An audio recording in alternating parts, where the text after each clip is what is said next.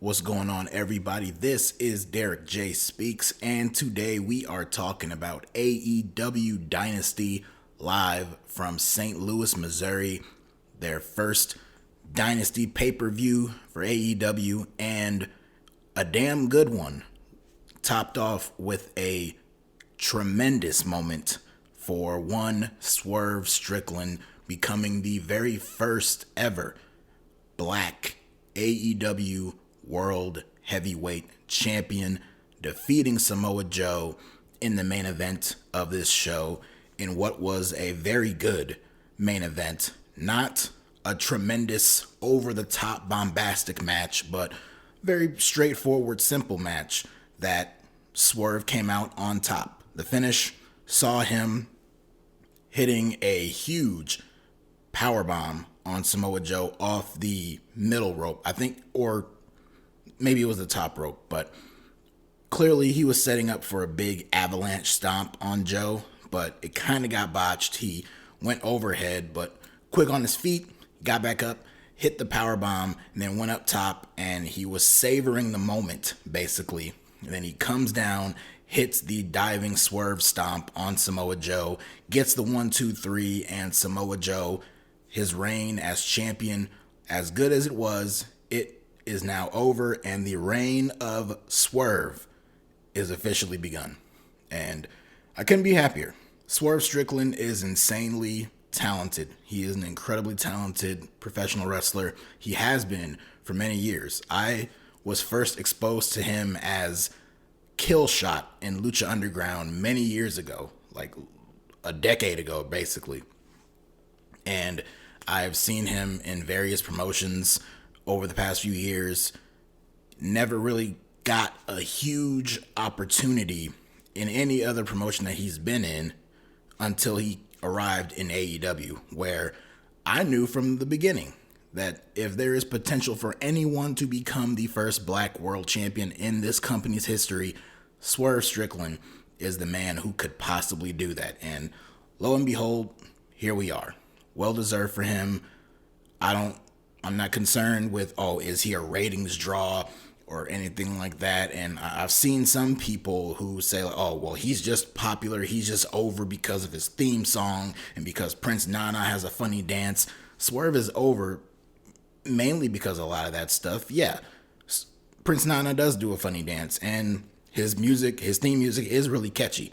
But Swerve is also very talented. You cannot underestimate the talent and worth of Swerve Strickland as an in-ring competitor. And the audience and fan base of AEW appreciates and respects that kind of stuff. Clearly, as you'll see with a lot of the matches on this show and the way they reacted to them. So all of that stuff is there. And it's why Swerve has gotten such a rabid following from the fans over these past several months. That feud with Hangman Page that really put him over and brought us to this moment here. And who knows? Who knows how long it's going to last for Swerve? It might not last that long, that he's this popular and he's this over. That's why you had to capitalize on the moment now. That's why it was right to pull the trigger right now. You couldn't wait until Double or Nothing. You couldn't wait until All In or anything like that. The moment was for Swerve right now. It wasn't right at Revolution. They did that story properly there. The moment was right here, right now, and they did it, and I'm very happy for them doing it. As for Samoa Joe, like I said, wasn't a huge ratings draw, but that shit don't really matter to me that much. I watched the show, and from what I saw, Samoa Joe carried himself like a true world champion. Had the suits, the promos, the in-ring ability, all that stuff, had it down pat. I don't know if Samoa Joe will ever reach that mountaintop again in this company, but I'm glad he got it at least once. Once was enough. If he ever gets it again, that's just icing on the cake. But props and respect to Samoa Joe.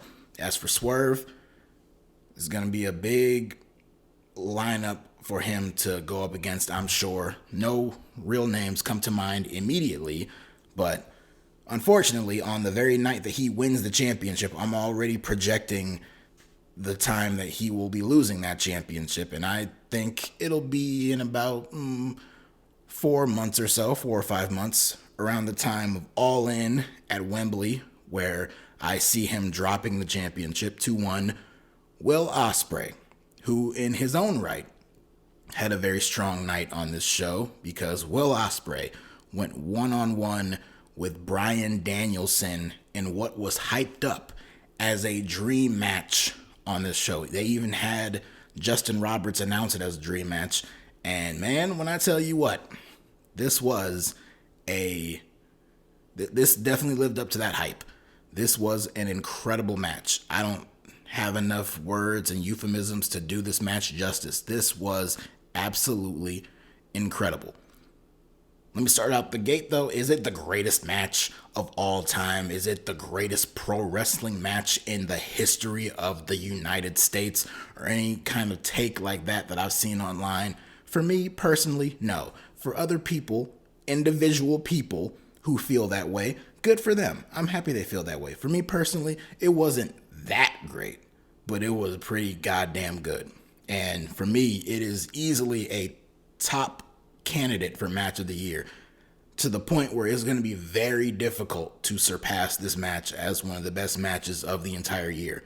But if Will Ospreay continues to put on performances like he did tonight, and same for Bryan Danielson, who I know is winding down this full-time run that he's going on, if they can pull out some other great matches this year with other people like that, then we in for a damn good year of some professional wrestling. But this match alone right here, top tier. Just wrestling greatness. I can't go through every single move, blow for blow, hold for hold in this match, but I tell you this was absolutely amazing. Had some scary shit in it. At one point, Bryan had Ospreay's arms locked behind his back. He hit him with a German suplex with that. He did it in the ring. We've seen him do this move plenty of times. No big deal. He hit that move from the very top turnbuckle, an avalanche German suplex basically, and Ospreay landed right down on the back of his head and neck. It looked brutal. But these two continued on and had just incredible back and forth action. We saw at one point Ospreay go for the Os cutter, and then after a series of counters, Danielson managed to turn it into the label lock and even extended it and was just yanking his arms back. But then Ospreay managed to escape it by getting one of his legs on the bottom rope. Ospreay, they go back and forth. He dives for a hidden blade on Bryan. Bryan moves out of the way. He ducks it. And then Ospreay recollects himself, turns around, gets hit with the Busaiku knee from Danielson. Only good for a 2 count. Then Danielson, he's ready to kick this guy's fucking head in. The crowd chanted it right along with him. The crowd was the third man in this match, by the way, because as great as the back and forth action between these two men were, it's the crowd. It's the chants and the energy from the crowd in this match that really elevated it to a whole different level. At one point, they broke out into a "we're not worthy" chant. And as goofy and over the top as that is, the fans were really invested in this match, and that's all you can really ask for. So, great shit from them. At one point, Danielson managed to lock in a triangle choke on Will Ospreay, but in doing so, Ospreay managed to escape it, and then he hit a one-armed Styles Clash on Danielson. So I thought that was pretty cool. Danielson hit a side suplex. Ospreay got right back up, hit the hidden blade, bounced off the ropes, going for the Os cutter again, and Danielson caught him with the Busaiku knee in mid-air. Both men down, fans are going crazy, giving it a standing ovation, essentially. And then we get this cool finishing sequence where both men are across from each other in separate corners of the ring. Danielson is pointing the fingers in the air, doing the yes stuff. Ospreay, he's getting up on the other side. He's pulling down the elbow pad, and it's this Texas standoff basically between the two of them. And they go at it. Who's going to get the striking blow? In this case, it was Ospreay who hit him with the hidden blade. And then he got Danielson up and planted him with the Tiger Driver 97. And Danielson immediately clutched at his shoulder to the point where the referee was asking Doc Samson to come into the ring and check on him, but he didn't check on him for too long because the match was still going on, and they went right to the finish where Ospreay hits him with yet another hidden blade and gets the cover, gets the 1-2-3. As soon as he got that 1-2-3, Ospreay's kind of lingering and still covering him, but you can tell the referee, I think it was Bryce Remsburg and Doc Samson, they're trying to quickly get him off of Danielson and like pull him off of him and check on Danielson because the man, he was just writhing in pain, clutching at his shoulder and his back area. You had a bunch of other officials get in the ring. Ospreay, he's celebrating, and all that stuff, but then eventually he looks over and he sees it. And then he goes to check on Danielson too. And they held on that for a while, but then eventually they queued up to get ready for the next match. This match was unbelievable. It was insane, and it was incredible. And these two deserve all the praise, all the admiration, all the adulation that they are going to receive for putting on such a fantastic match. As for the finish with Danielson, I hope that this is storyline. I hope that this was designed to come off looking real, and maybe it's something done to set up a rematch between the two. I don't know. But aspects of it can look a little real. And I can admit that I can get worked every now and then. I don't mind that. I don't mind admitting that if I am really into the story being told here. And maybe this is all just one giant work and it's all a part of the story. It did come off a little real. I didn't get a good look at Danielson's shoulder. I don't know if that is what the main focus was here. It looked like his shoulder was a little hyperextended. I don't know. But with the referees and all that checking on him, it wasn't a great look for what happened there. But according to Excalibur, Danielson was helped to the back and he did leave on his own power. He was helped, but he did walk out on his own. So that's a good sign. I'm sure as I'm currently recording this, they're currently airing the post-show media scrum, and maybe there's an update on him during that. I'm not sure, but hopefully he is okay. Watch it be something absolutely terrible, and this is just completely dated. But either way, excellent match, and it was a hard match to follow. But only 2 matches had to follow it. There was the main event, which I talked about, very good. Fans were super into Swerve in that match, but they weren't as into that match as they were for Danielson and Ospreay. But the biggest test was the match sandwiched in between of those, that being the ladder match to crown brand new AEW World Tag Team Champions. 2 teams in search of their first 3-time as champion. That being FTR and the AEW EVPs, Matthew and Nicholas Jackson, the Young Bucks.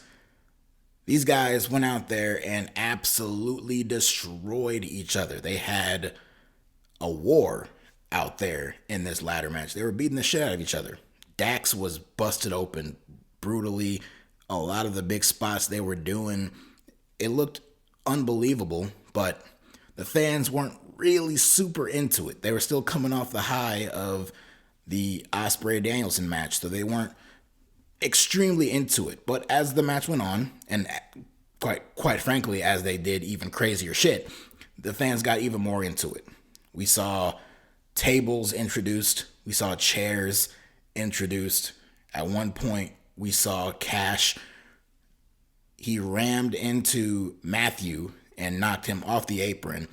And when he fell off the apron, his ass fell through a table. It looked like he was supposed to crash through the table, but it was more of his ass that fell through the table. And the back of his head smacked the barricade right behind him. That looked brutal as hell. That was one of the most brutal looking moves of the entire night. I was very concerned for his well-being, but he seemed to be okay. And then on the other side, Nicholas, I should say, he hit a Hurricane Rana on Dax, and Dax landed through a table as well. A little bit later on, we saw some other crazy things. We saw Nicholas hit a 450 splash onto Cash through a table, and Dax hit a pile driver on Matthew through a ladder bridge. And as we come to a close, the big spot, the big finish here was Dax all alone on a ladder. Unfortunately, this did look goofy because it looked like he was waiting because someone was a little bit late on their cue. So he looked a little ridiculous just kind of standing there and looking around beneath him, where it's like, just look up ahead of you and pull down the title. But either way, the idea was, as he was right there all alone, about to pull down the championships and win, he gets knocked down by some fan wearing a mask who hopped the barricade and shoved the ladder over, knocking Dax off. 2 security guards immediately swarm into the ring. They restrain him, pin him up against the barricade, and they take off the hood, they take off the mask, and it's revealed to be the scapegoat, Jack Perry, returning to AEW television. He had a douchey, shit-eating grin on his face, and he opened the door for the Bucks to pull down the titles, and they won. And the Young Bucks are now officially 3-time AEW Tag Team Champions, thanks to their probably newest elite member, Jack Perry. And a lot of people in the know kind of figured that this is how this match was going to close out. And based on them showing that all-in security footage that they showed on the show the previous week, that was done, I'm sure, with the intention that it was going to lead to this finish. As for the finish to this match, it worked.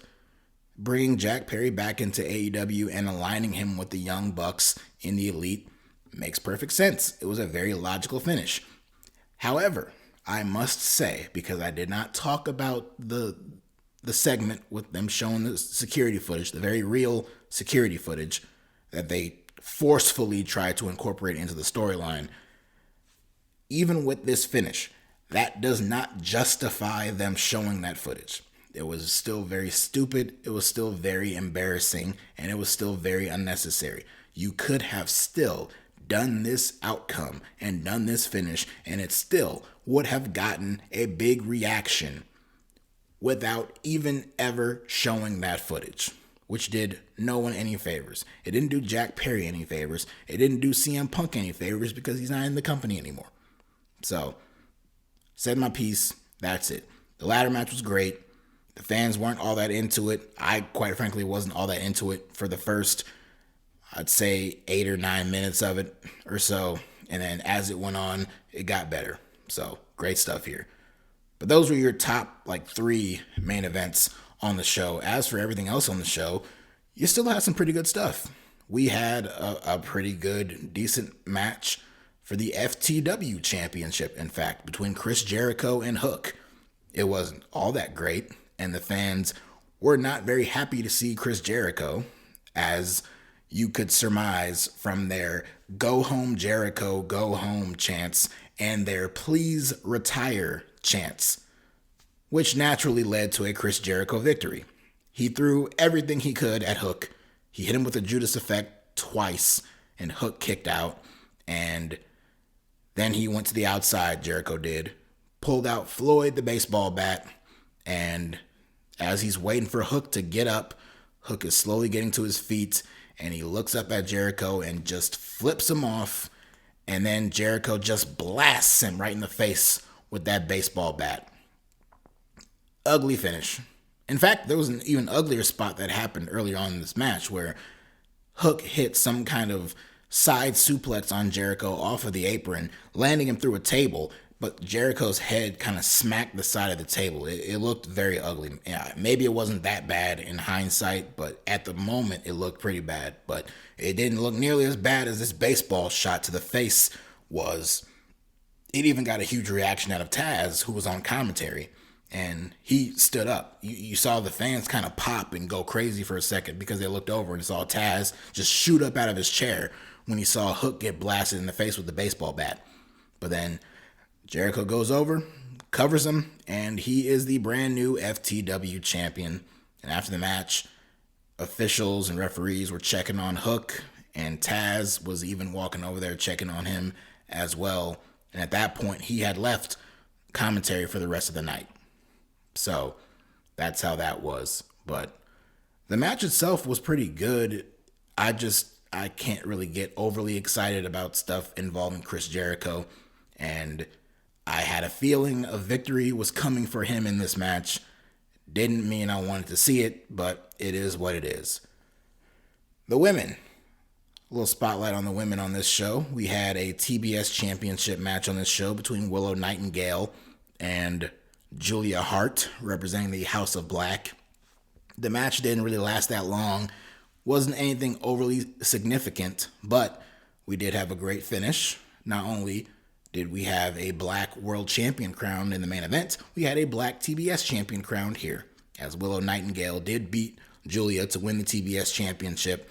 And after the match, we were immediately reminded that Willow's win here is very much temporary, as out came Mercedes Moné, the CEO, in case you didn't know.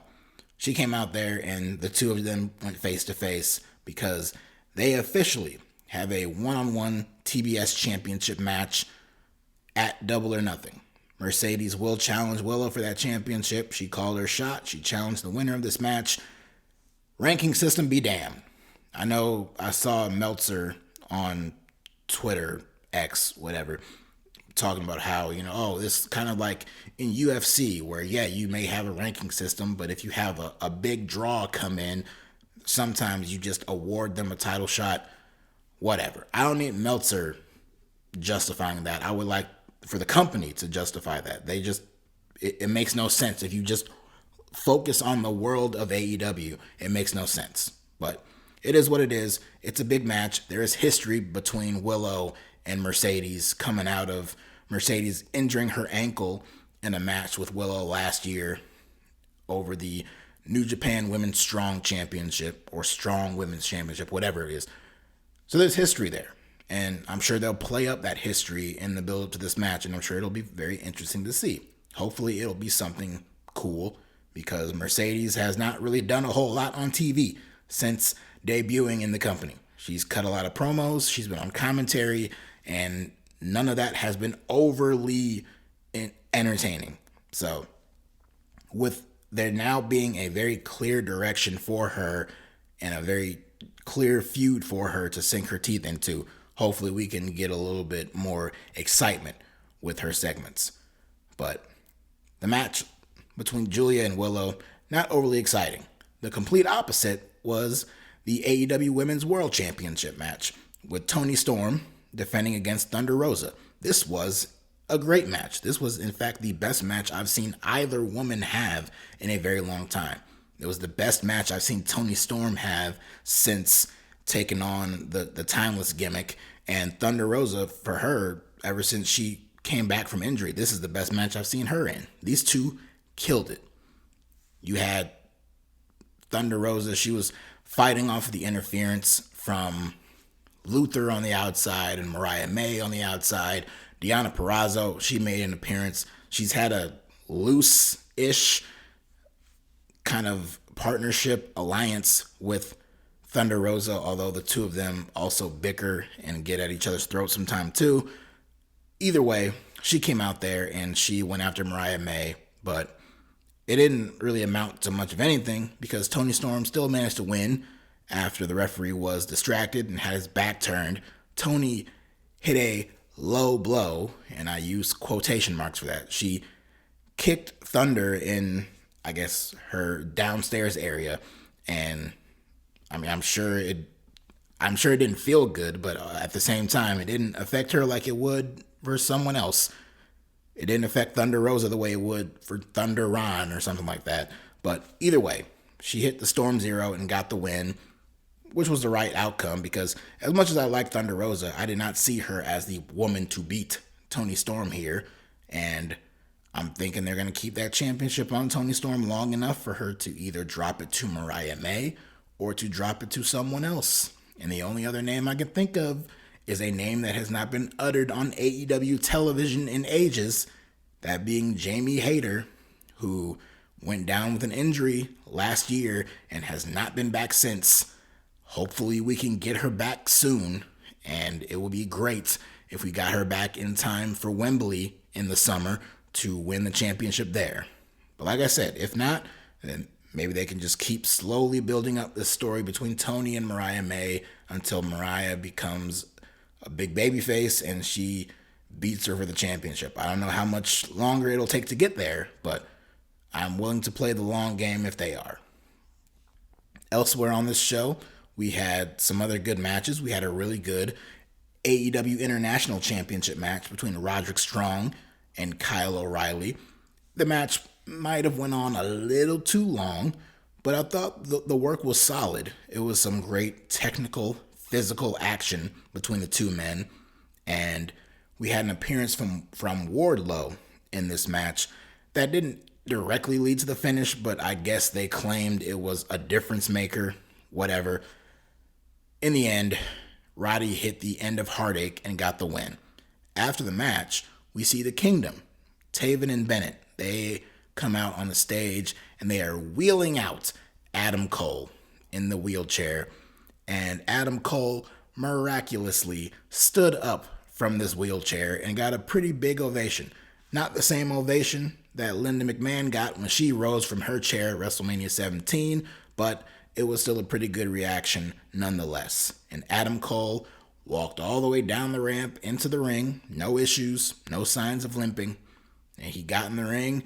We saw a brief shot of him giving Wardlow the stink eye from behind.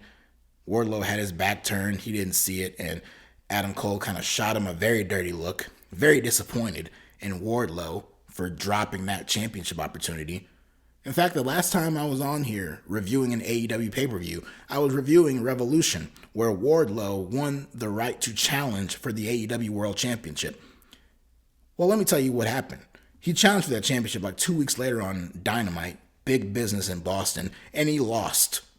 And so since then, Adam Cole, who set a lot of expectations for Wardlow in the Undisputed Kingdom to bring the championship home, he failed. And so now his only objective, for whatever reason, is to just make sure everyone else defends their championships successfully. And that's essentially what he did here. But Adam Cole is still not very happy with Wardlow. But there was nothing else built around that on this particular show. I don't know what this means for Adam Cole. I guess this just means that he's no longer wearing a boot. But I don't know if that means he is recovered. I don't know if he'll be back soon. It was just good to see him actually walking and not being wheeled out in a wheelchair. So that was good. So, slow steps there.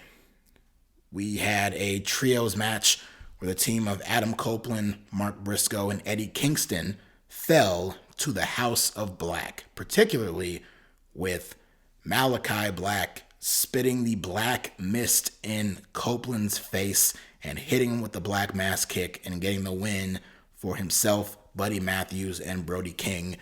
I really liked the match, and I really, really liked that finish because that was the finish I was hoping we would get. Because I was hoping that with House of Black winning, more importantly, with Malachi Black winning, and even more importantly, Malachi Black pinning Adam Copeland to win, it would set up a Adam Copeland, Malachi Black TNT Championship match for the future. I don't see how you don't do that match now. It's just a matter of, are they going to blow it off on TV, or are they going to save it for the Double or Nothing pay-per-view? Or even if they do blow it off on TV, will they set up a rematch at Double or Nothing? I say do the match at Double or Nothing. When's the last time Malachi Black had a singles match on pay-per-view? Do that match at Double or Nothing for the TNT Championship. The outcome, we'll save that debate for later, but let's just set that match up. That's what I want to see. And I was hoping that this match would be designed to set that up. Hopefully they do. They already got the wheels in motion with Black pinning Copeland, so hopefully that's what we get. And then the match opener, the opening match of the night, was a damn good start to the show. It was Pac, challenging Kazuchika Okada for the Continental Championship. This was a great match, a great palate cleanser for what was to come throughout the night. And it was, even still at the end of the night, one of the best matches of the entire show. And Okada had one of the greatest moments of the night